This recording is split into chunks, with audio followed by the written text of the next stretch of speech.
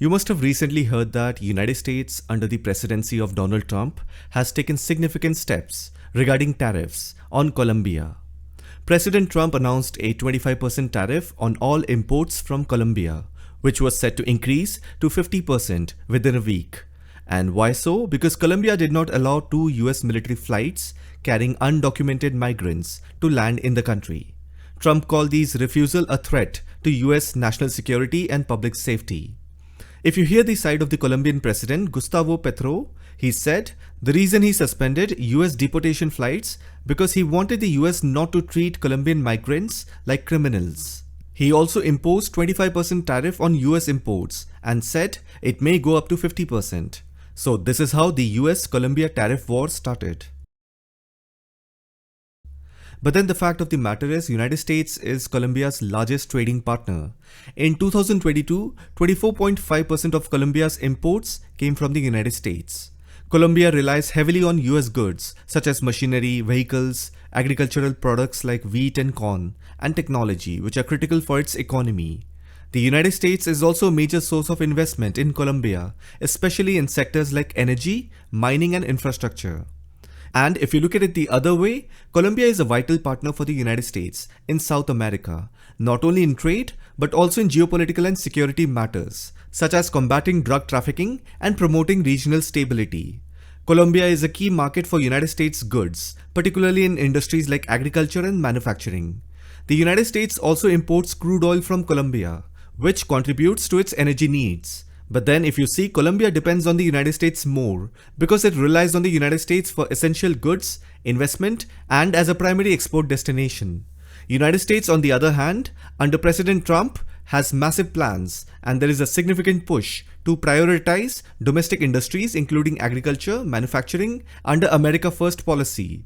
And that is the reason United States President is doing such harsh talks, because they are not really that much dependent on Colombia. Of course, by being a little strict, you can negotiate better deals. However, US relationship with Colombia is only important in areas like regional security and combating drug trafficking. Let me explain a little bit more on these two matters.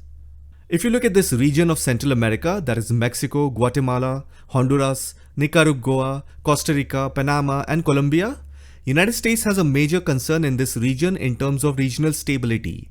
These regions have massive problems of drug cartels. Mexico itself has notorious drug cartels like the Sinaloa cartel and many more. Have a look at their names. These cartels control operations worth billions of dollars. Did you know they have their own airplanes and even submarines? The United States-Mexico border is one of the primary points for drug trafficking into the United States. A significant portion of the drugs consumed in the United States are smuggled through Mexico. The exact value of the illicit drug trade fluctuates depending on the source, but then estimates commonly range from $30 billion to $35 billion annually. Apart from the Mexico land border, these drug cartels use fishing boats for transportation. And if the United States Coast Guard fails to intercept them, the drugs end up directly in Los Angeles. Los Angeles is a major entry point for drugs entering the United States due to its large port, access to major highways, and proximity to drug trafficking routes. And you must have also heard that Trump has declared war on drugs. The drug operations are causing massive economic losses to the United States. Not only are billions being spent on rehabilitation, but the overall impact on the economy is enormous. That is why Trump has declared these drug cartels as foreign terrorists. And once they are tagged as terrorists, then United States Special Forces can get into Mexico to combat them directly, rather than fighting in Afghanistan or Iraq. Trump also said there is a massive drug plantation somewhere in Mexico or South America, which is actually true. Trump's plan is to conduct airstrikes or send special forces to attack those locations.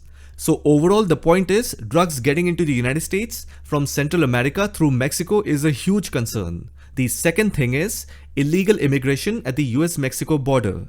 There are thousands of people crossing into the United States daily. While many are caught, many others manage to enter.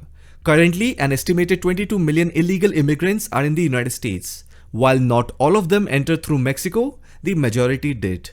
What's more, it's not just Mexicans crossing the border. People from all over the world, including Indians and South Americans, use Mexico as a gateway. And the third concern is, these Central American countries would easily fall under Chinese influence.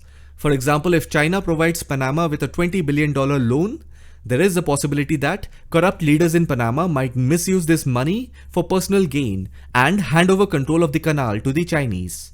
China has significantly expanded its presence in Latin America and the Caribbean over the past 2 decades, providing loans, investments, and forming trade agreements with many countries in the region. Panama Canal is a key trade route. China has invested in port infrastructure and logistics, aiming to increase its influence over the canal's commercial activities. Panama has a free trade agreement (FTA) with China and has secured loans for infrastructure development, including a new port and rail projects. In future, China could shut down the canal whenever it wants, causing immense problems for the United States. Imagine the impact on American shipping. It is not just about logistics, it's about national security. This is why Trump is pushing to regain control over the Panama Canal, just like he wanted Greenland. He understands the importance of these strategic locations.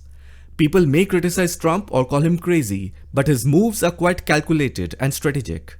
So overall, these 3 key points are very important for United States. Number 1, the Panama Canal's geopolitical importance to the United States. Number 2, the absolute necessity of sealing the Mexico border to prevent the destabilization of the US economy from drugs.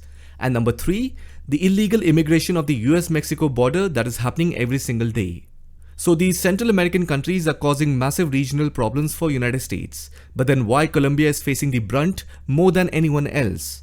It is because Colombia is one of the largest producers of cocaine and heroin in the world, responsible for approximately 60 to 70% of the global supply. Colombian cartels such as the Cali cartel and the Medellin cartel were among the most notorious in history, and despite their dismantling, drug production continues at high levels. If you look at the geographical location, it is situated near the Andes Mountains, where cocoa plants, which is the base ingredient for cocaine, are grown in abundance. The country's proximity to both the Caribbean Sea and the Pacific Ocean makes it a key transit point for smuggling drugs to the United States and other global markets. Then Colombia shares border with Panama, which is a major transshipment route for drugs coming from South America. Many drugs are moved across the border into Panama, then transported by fishing boats, submarines, and other means to Central America and further up to United States. The United States since 1990s has been involved in the fight against drug trafficking in Colombia. US has also been providing financial aid, military support, and anti-drug training programs to Colombia. But then there isn't any severe impact. So these Central American countries serve as transshipment points, whereas Colombia's position as the primary source of these drugs places it directly under Trump's focus. I hope you found this video informative. I will see you in the next one.